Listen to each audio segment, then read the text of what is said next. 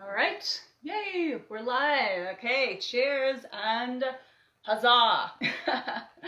Practicing for when I can do reenacting again, especially for when I am doing my 18th century soldier persona. Yeah, so I've been that's one of the things that I have been working on throughout this whole year, and just might end up doing a blog post on it via my webzine, and maybe even a video blog, because it is definitely a process. If you're a female and you want to do as accurate a male impersonation as possible, especially for the 18th century. But yeah, I got my little tavern set up over here. I'm considering calling these live streams the tavern. I don't know. What do you think? If you think that's cool, just let me know, and yeah, that's what we'll start calling it. But I have my little candle here. It's the Mythology Candles Tudor House Library, which is actually very befitting for this evening, because I am going to be talking a little bit of what I am doing for my new album that I am writing and I plan to release at the end of 2021. I am so pumped, actually, about this project. And it's basically, since I said the Tudor House Library candle is very befitting, the theme of the new album is going to be, I have mentioned this before in my posts, but I'm also announcing it here, that the theme is going to be inspired by events of Tudor England, including the reign of King Henry VIII. And I don't think I've ever been this pumped to work on a music project before, and I'm always pretty pumped to do music, and but this one, I don't know, I am just ready to go with it. I have the entire thing plotted out, how I'm going to do it. I actually do have the song list chosen. It's going to be a combination of old traditional songs, ones that I think can actually fit quite well within kind of a Tudor England theme. And then I'm going to be writing a few more originals that are based off of just kind of events that, I've been watching quite a bit of documentaries on Tudor England, including on King Henry VII, who was the Winter King. He was definitely a character, to say the least. But yeah, and in fact, I may just call the song The Winter King, because I just think that is, even that alone is just like a brilliant title for a song. So I am going to be working on that. Like I said, a few traditional songs as well as some new original ones. And one of the original ones, it's actually that I'm going to be doing for this new album. It's actually a song that I wrote a few years ago, but never really released. I think, though, I actually might have done it for one of my living room sessions, but I don't think I ever really officially released it. And but I was just kind of just looking at what I had already had written, because sometimes if you can pick some low-hanging fruit just to kind of make the whole writing and production process flow a little better, just make it a little easier for yourself. That's, a lot of people do that. But I was just kind of going through some stuff that I had written before, and this song kind of jumped out at me. And I wouldn't say, it's definitely going to be like a metal power ballad. But it's gonna go, just the lyrics and everything, it just really goes with the theme that I have for the Tudor England themed album. And I did mention before that right now the working title is, it's one of the songs, it's Wars of the Roses, but that might change. However, I don't know, that it might stay, but we'll see. I'm going to be, for those on my mailing list, I'm going to be doing oh, hey Manny, what's up? So yeah, Tavern Wave, what's up? Cheers. I'm doing, like I said, I'm definitely like I said, I might keep the title Wars of the Roses. I like it, but who knows? As I'm writing and working on the album, that might change. But as I was saying, for those on my email list, I am going to be doing a series of video blogs that'll discuss it a little bit more, discuss the album process a little bit more in depth, and I'm looking forward to doing that too. I'm going to probably only do 1 to 2 a month, because realistically that's probably all I'm going to be able to do. I don't want to promise like 1 a week and then not be, then life happens, things get busy, I end up working on something, and and then it's just like once a week ends up being like once a month or something like that. So I think I'm just going to set it at 1 or 2 a month, and then of course if I get to do an extra one, hey, bonus, all the better and everything. But I will also be here on my social media as well, discussing more more of like the album process as well. I'll just be going into a little bit more in depth for those in the whole inner circle and everything. So yeah, so it's just really exciting. I can't wait. I really, like I said, I don't think I've been this pumped to work on some music, and I'm always pumped to work on music, but this is really, really exciting. And it's going to be just how you all know how I love Celtic music. I love Celtic folk and everything, and I just and it's going to be a combination of that. Some old world instruments with some, rock, modern rock musicians as well. So I'm just so looking forward to doing this. I kind of have in mind what I want, the covers and everything to look like, the imagery to look like. But like I said, who knows? I'm not going to say too much about that right now, because that all might change as the production process goes on. But I am definitely just really, really looking forward to this. And I'm going to be working on some pre-production stuff actually tomorrow.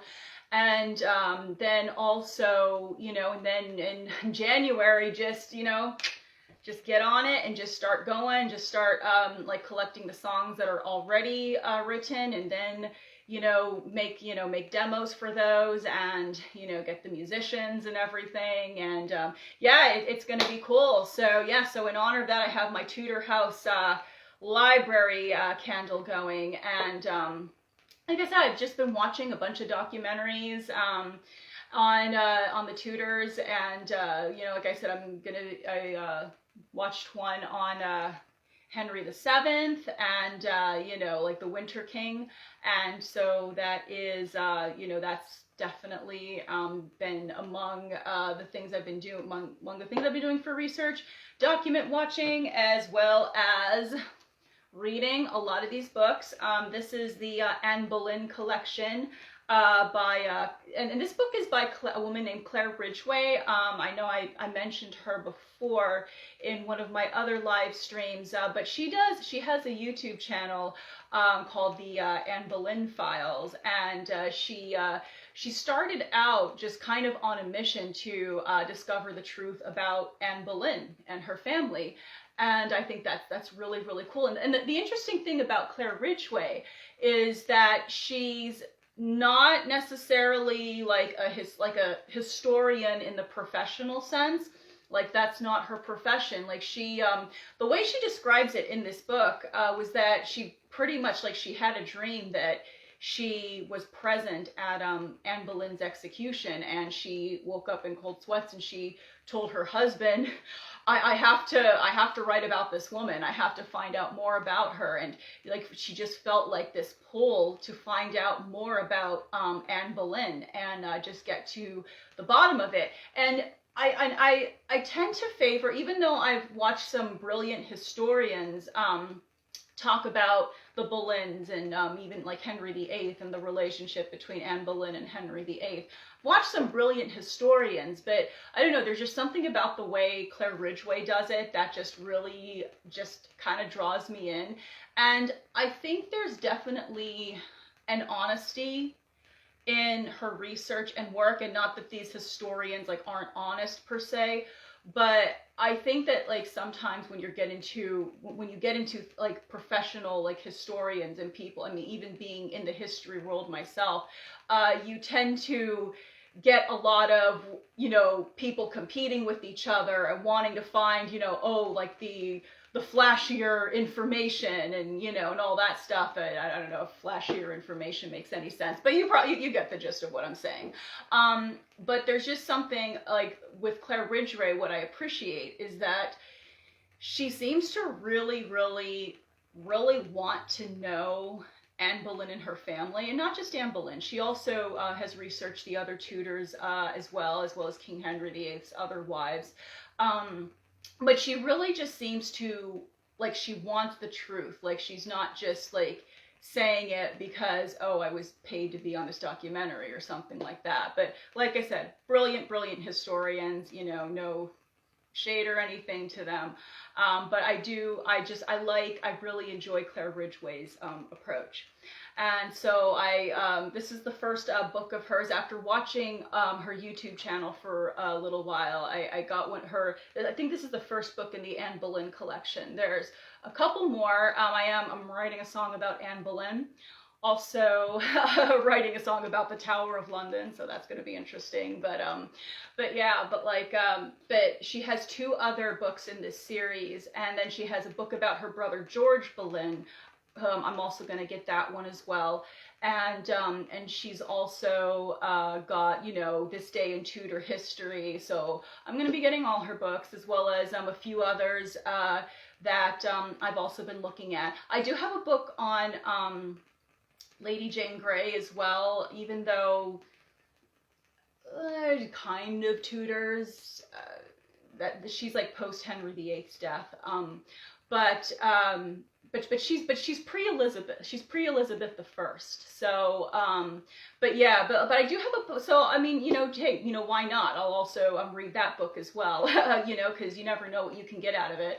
And I just might, you know, indulge and binge watch the Tudors again for maybe the second time. I don't know, but like, you know, but I just, you know, just because you never know, you know, what you might get out of it. So, you know, anything for inspiration.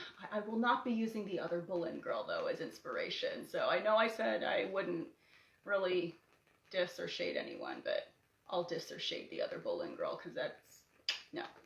I don't know. So, you know, I just, with that one, I just didn't like the way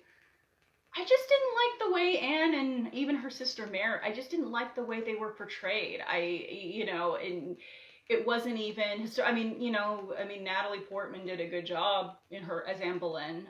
So did Scarlett Johansson as Mary Boleyn. But I don't know. It just didn't do anything for me. Like I said, just knowing that, I don't know, just didn't do anything for me. But a couple other films that were recommended to me, especially based on Anne Boleyn's life. Anne of 1,000 Days, that's another one. Wolf Hall, so I might be checking those out as well. But I want to know, what did you all do? What did you do for Christmas? You know, did you have a small gathering? Did you do the Zoom thing?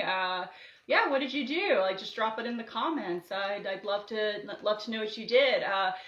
Of course, my family didn't have as big of a gathering as we typically have, but you know, I was able to give my little nephews their presents, and they loved them. And you know, I was able to see, you know, obviously, like, see some family and everything, which is always good, because, you know, I know for a lot of people, seeing family hasn't been the easiest thing to do this year.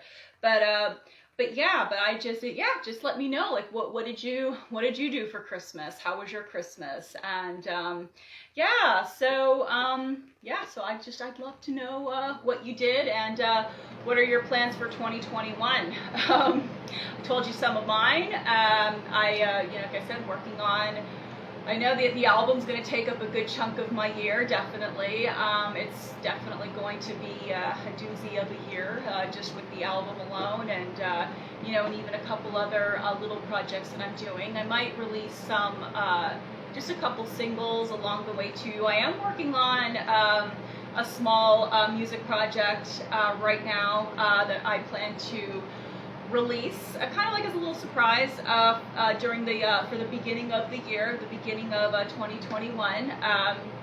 You know, nothing too wild and crazy, but something that's if you like Celtic rock, Celtic folk rock. I mean, you'll probably enjoy this one. Have a couple of my friends involved, and it's gonna be I think it's gonna be pretty cool. And I'm yeah, revamping my website and just getting that in place. And yeah, like I said, I know this the album's going to be definitely taking up a good portion of my time, but I do also plan to, because my webzine is definitely also really, people seem to be really enjoying that and everything. And by the way, if you haven't seen it yet, the Fairmay, my write-up on the Fairmay concert is still up there as the featured article.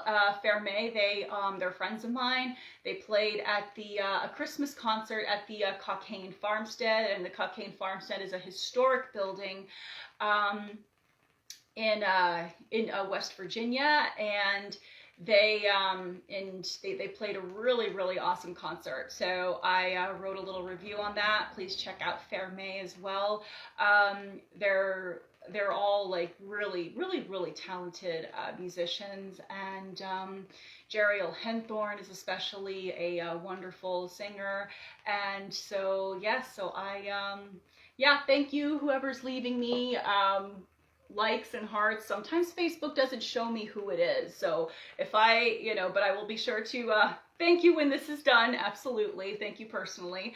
But yeah, that's another thing that like I've really been kind of working a little bit more on this year, because one thing that 2020 did do for me was it allowed me to, you know, just get to working on things that I had kind of put off for a little while. I wouldn't say, maybe not put off is the correct term, but just things that I didn't quite get to just because I was so busy.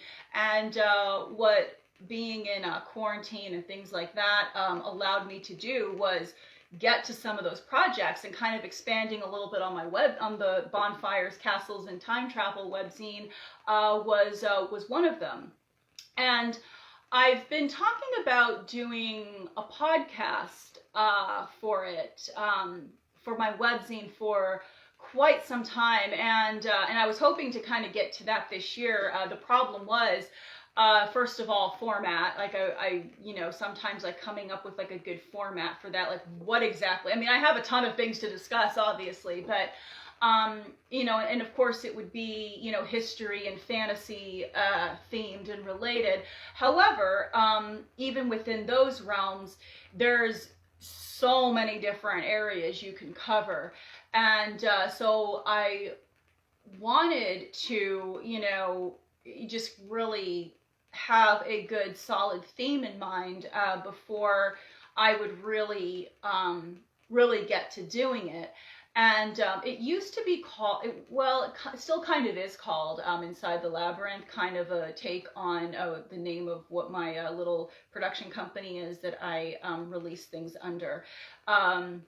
It's called Poets Labyrinth Productions. But I don't know, ever since I changed the name, you know, I set up the Bonfires, Castles, and Time Travel Facebook group, and then, you know, I renamed the webzine from Inside the Labyrinth to Bonfires, Castles, and Time Travel. I don't know, just to me, the name Bonfires, Castles, and Time Travel just kind of it's a little bit more bold in what exactly it is and what sort of topics we cover, or I cover, because it's just me right now, but who knows, we might expand in the future, but but like but yeah, but it was just, but and also and since that's the name of the webzine now, and people seem to like, because before when I would say, oh, it's called Inside the Labyrinth, they'd be like, oh, okay, well, what is that? But now when I say bonfires, castles, and time travel, people are like, you know, oh, okay, like they know, like they have an idea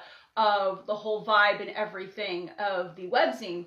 So I was considering, even though there are already episodes, like, well, they're more like video episodes at reenactment events where I interviewed people, you know, where I interviewed like, you know, musicians and such.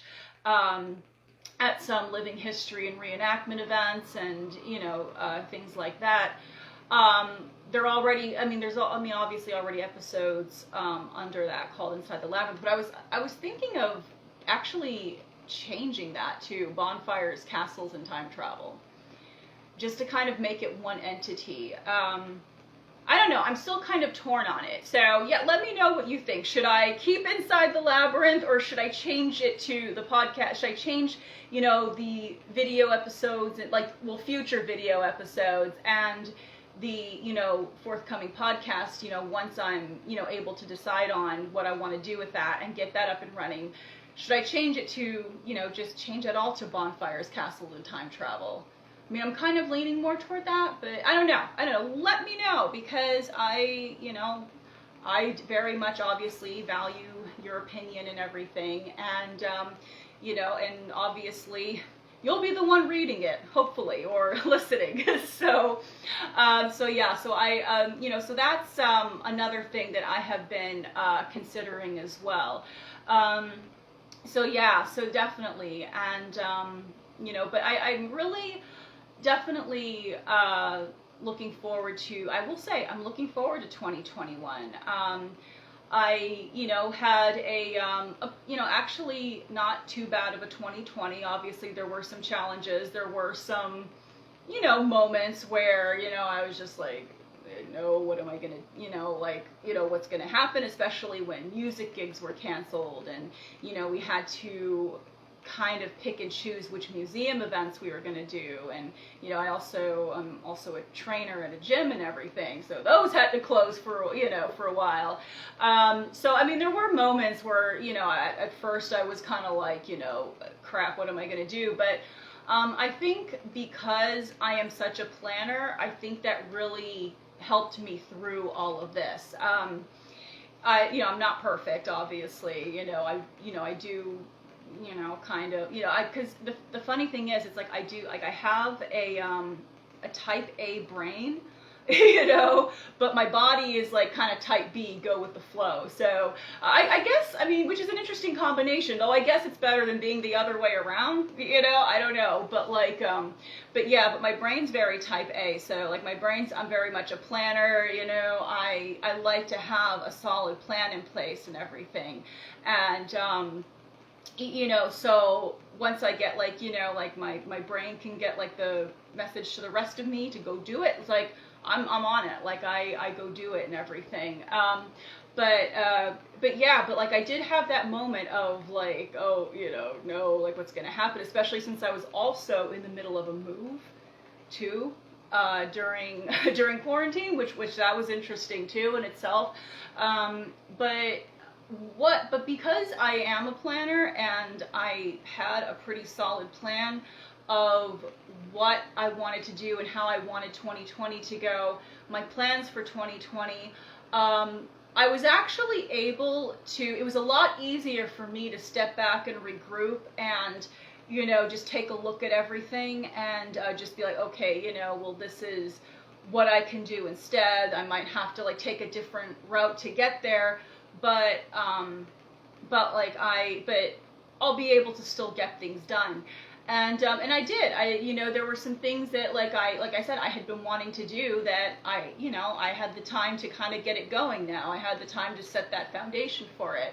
And it also, because I've been wanting to make new album for a while, but I was always kind of torn on like where I would want it to go, because while I am a very organic writer, I do like to have a little bit of a plan and at least an outline. I mean, well, now I have a whole theme planned and everything, which is definitely going to make writing and all that stuff easier. But it also just gave me a chance to kind of sit down and just get the wheels in my head turning and being like, you know, what do I want to write about? Like, what's interesting? I mean, obviously, you know, the album is definitely going to have like a historical theme, but for some, you know, but I was just immediately drawn to the Tudors.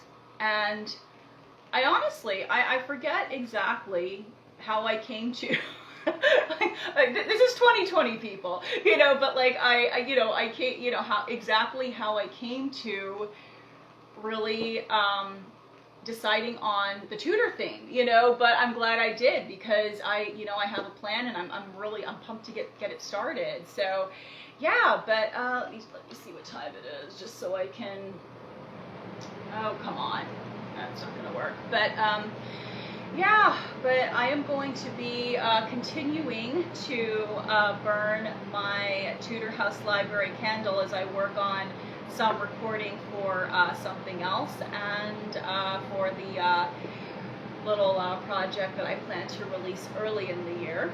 And I'm going to keep that burning. It's going to be my source of inspiration as I write and do some things tonight. Yeah, definitely. And I really hope that you had a wonderful Christmas. I'm gonna get off and then go do some, like I said, go do some recording, some writing, and I've really been on, like, just this year, just on such a creative role, and and I think in that sense, for me, 2020's been, kind of okay for me as far as like that goes and everything. So, so I'm like really am excited to get things going for 2021. Yeah. So, but yeah, and like I said, and I will be posting a blog pretty soon about just my whole approach to being female and working on a male persona, male mid-18th century soldier persona. So, and it is, it's like I said, definitely a process. And the blog HMS Acosta, they did a very, very excellent, one of their reenactors, their female reenactors who actually portrays a male persona, did a very, very excellent post on, how, if you're female, you kind of like go through the steps of creating your male persona, because obviously I've done only female personas until then, and I was looking forward to debuting my male persona this year, but that didn't happen. But I'll still be kind of filling you in on just my whole journey with that, and just coming up with my first male persona, and just learning about like the different, like the canons, and just all that stuff that also comes with doing a mid-18th century soldier's persona as well. So yeah, so, and it's definitely, and then even just some challenges you run into, like as a female, doing a male soldier's persona and everything. Everything from, trying to be convincing as a guy, just to, even to other things as well.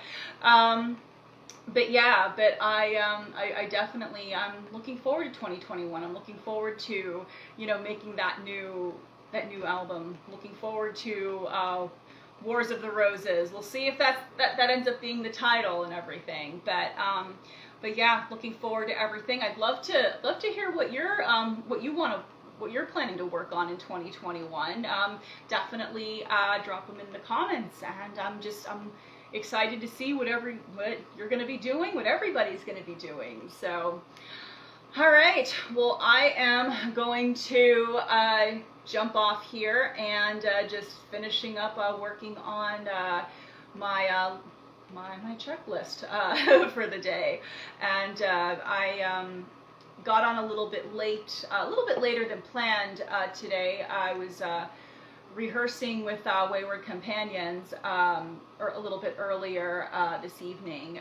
We're rehearsing we're doing a virtual gig for Fort Ligonier. Under normal circumstances, we would be going and doing, performing at their 12th night celebration during the first weekend of January, but that's not happening this year. That's not happening. So instead, they're doing like a virtual online 12th night event, and we're going to be playing. We're going to be playing like a short set for that one. So, and I do have a couple other virtual gigs that I've been approached to do that I will also be getting up on my newly revamped website and everything. So, yeah, and I'll, of course, if there's anything that I think would be of interest to you, I will definitely let you know. So, all right, so the end of this tavern meeting. All right, cheers. Huzzah, and good night, and may joy be with you, or something. Okay, cheers. Have a good evening. Okay.